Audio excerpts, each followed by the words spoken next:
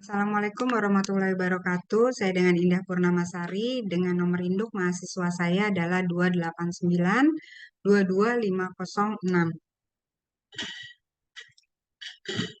28, maaf saya ulangi 289 2250206. Saya dari Prodi Manajemen untuk kelas weekend.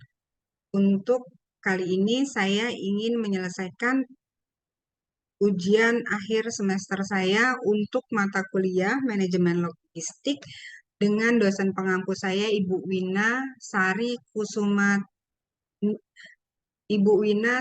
Kusumaning Tias, SIP, SE, Master Manajemen.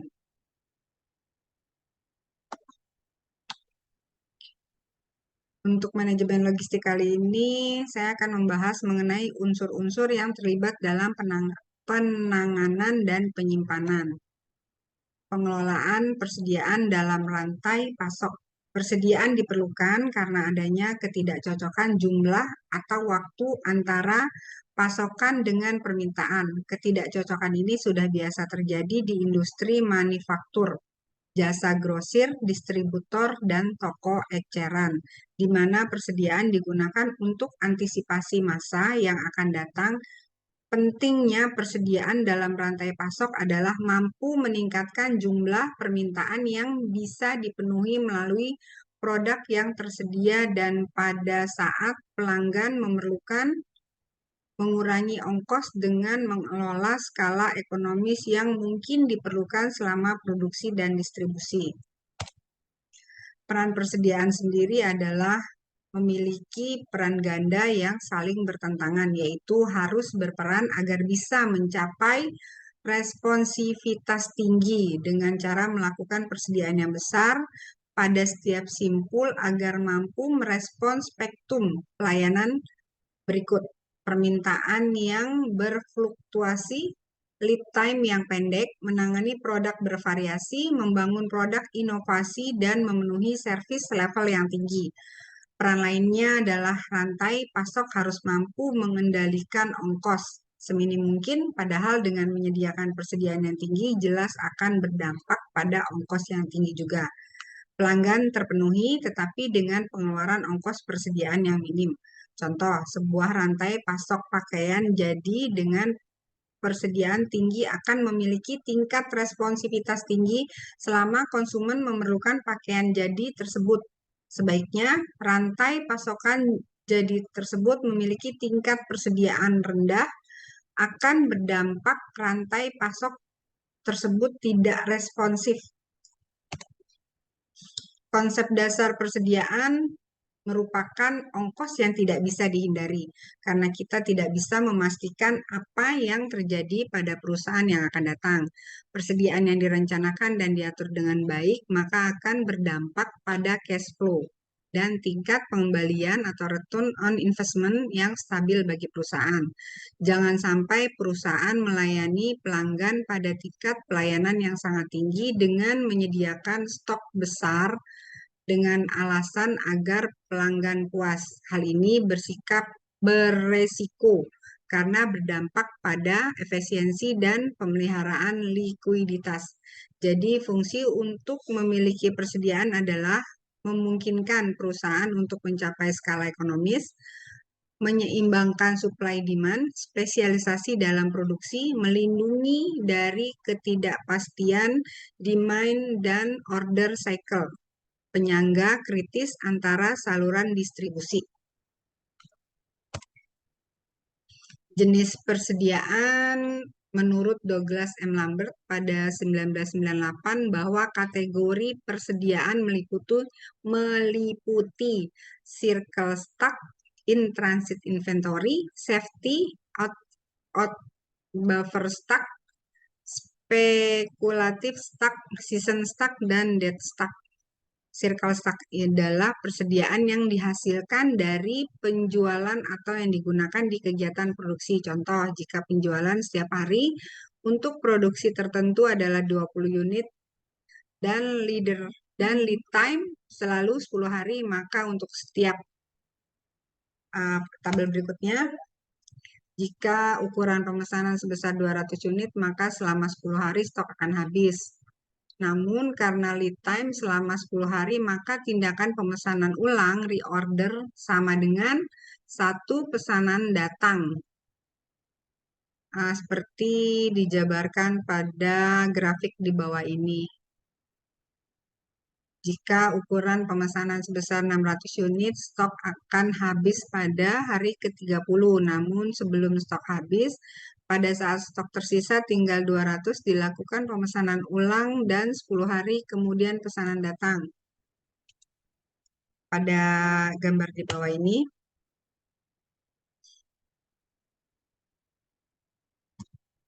selama permintaan dan lead time konsisten dan diketahui serta pesanan dijadwalkan datang saat menjelang habis, maka kondisi ini tidak diperlukan.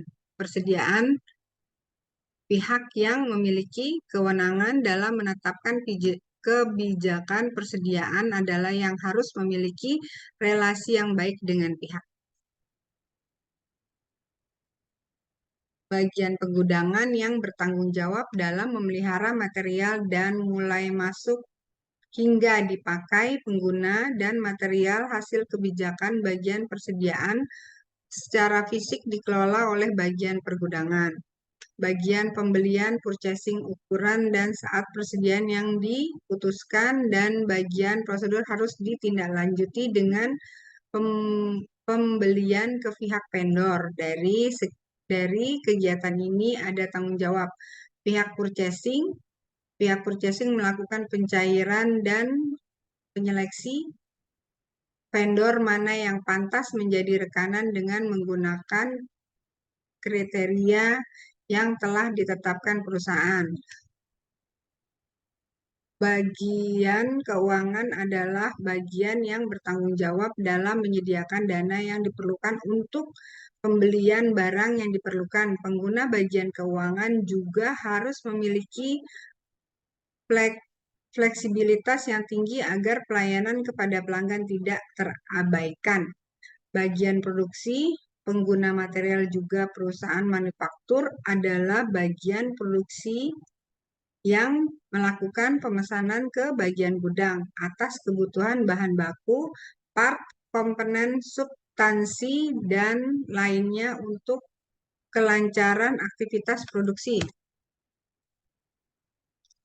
Sasaran pengelolaan persediaan adalah aset yang harus direncanakan dan dikendalikan dengan tepat untuk mengurangi investasi dalam persediaan. Persediaan memegang peranan penting dalam operasi bisnis koperasi, namun harus mengeluarkan angka yang minimum jika komponen persediaan pada harta lancar terlalu tinggi akan berdampak pada rendahnya tingkat kualitas keuangan perusahaan. Oleh sebab itu, dengan melakukan manajemen persediaan yang bijak akan mampu mengendalikan besarnya investasi di bidang persediaan setinggi jumlah tidak berlebihan, sehingga jumlah tidak berlebihan.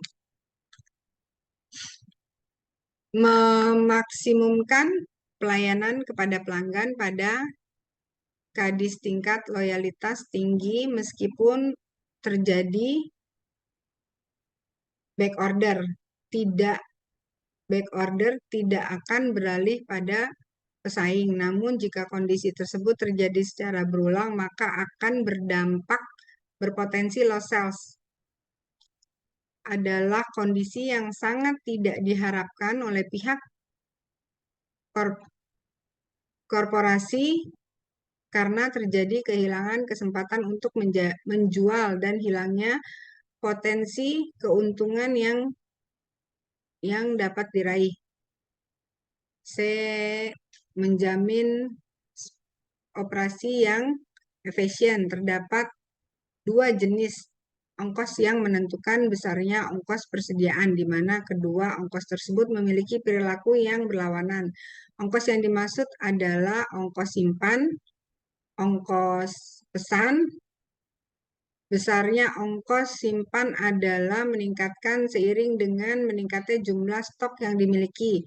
Sebaiknya jika stok maka ongkos simpan akan menurun pula. Jika ongkos pesan menurun seiring dengan meningkatnya stok yang dimiliki, setidaknya ukuran stok menurun, ongkos pesan akan meningkat. Jika kedua ongkos tersebut bertentangan, maka akan dilakukan optimasi. Mendorong inventory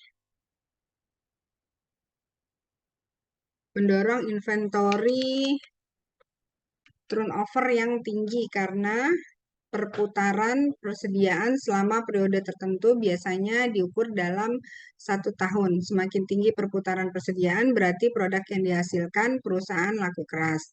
Menjaga konsistensi mutu adalah fenomena yang selalu menjadi keinginan setiap pelanggan. Karena dengan produk yang bermutu, maka pelanggan akan menjadi puas. Selanjutnya akan terjadi repeat order. Mutu bukan hanya menjadi tanggung jawab produksi dan quality control semata, namun menjadi tanggung jawab bersama yang terlibat dalam perusahaan.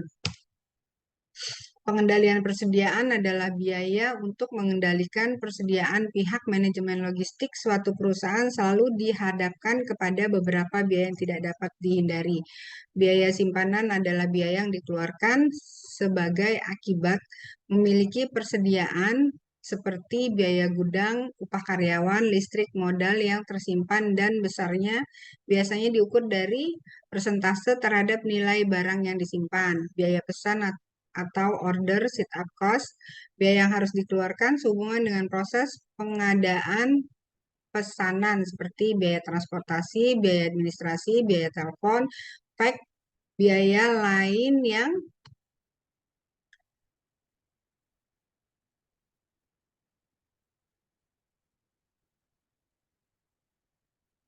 pabrik sendiri, maka biaya produksi dianalogikan sebagai biaya pesan dan sering disebut set-up cost.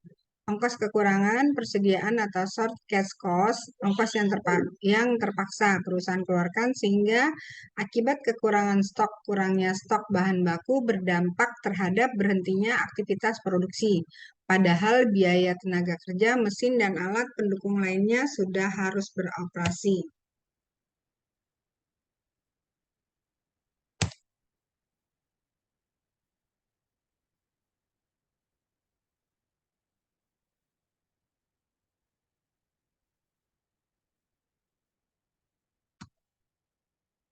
Kontrol dan audit. Kontrol dan audit diperlukan untuk mencocokkan persediaan dengan pencatatan barang.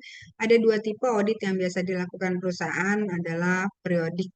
Biasanya dilakukan sekali dalam 1 tahun atau sekali dalam sekian bulan. Kontrol dilakukan terhadap semua jenis inventory. Tujuan utamanya untuk melakukan verifikasi terhadap nilai keuangan yang termasuk dalam inventory perusahaan. Ciri-ciri pelaksanaan sistem periodik adalah selang waktu pelaksanaan kontrol adalah sama. Proses operasi atau produksi dihentikan selama proses kontrol. Karena dilaksanakan dalam satu waktu yang lama, maka akan muncul kesalahan atau perbedaan antara jumlah pencatatan inventory di sistem dengan kondisi di lapangan. Banyaknya karyawan yang dilibatkan karena jumlah dan jenis inventory yang harus diaudit, sehingga karyawan yang kurang ahli dalam menyelesaikan masalah yang muncul. Circle counting biasanya dilakukan terus-menerus sepanjang tahun dengan selang waktu lebih pendek.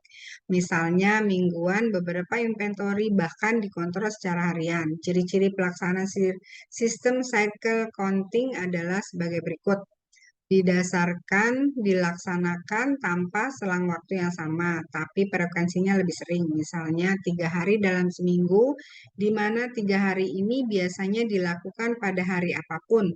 Proses operasi atau produksi dapat terus dijalankan, sementara ada 2 tim khusus yang melakukan audit. Tingkat kesalahan relatif kecil karena kontrol dilaksanakan lebih sering dari begitu ditemukan kesalahan yang dapat langsung dicari solusinya. Karyawan yang melaksanakan adapun tim ahli yang sudah berpengalaman mencari solusi.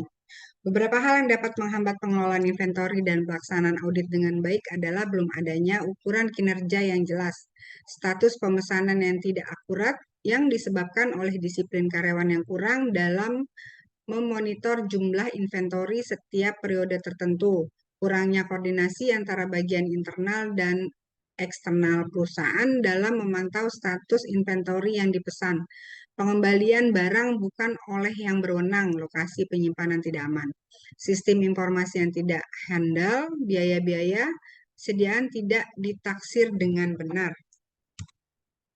Kasus dan solusi kasus adalah minimarket menjual barang kebutuhan sehari-hari. Jenis barang yang dijual ada 50 jenis dengan harga yang sangat bervariasi. Pemilik minimarket tersebut merasa bermasalah dalam mengendalikan stok barang yang akan dijual karena karena sulit jika prioritas pengendalian dibebankan untuk semua jenis barang. Oleh karena itu, pemilik minimarket merasa perlu memilah barang mana yang harus dikendalikan secara ketat, sedang sedang longgar agar pengendalian terhadap stok barang tersebut lebih efisien. Eh, Akhir kata, saya mengucapkan banyak terima kasih. Mohon maaf untuk segala kekurangan dan kelemahan saya dalam menyelesaikan tugas akhir semester saya.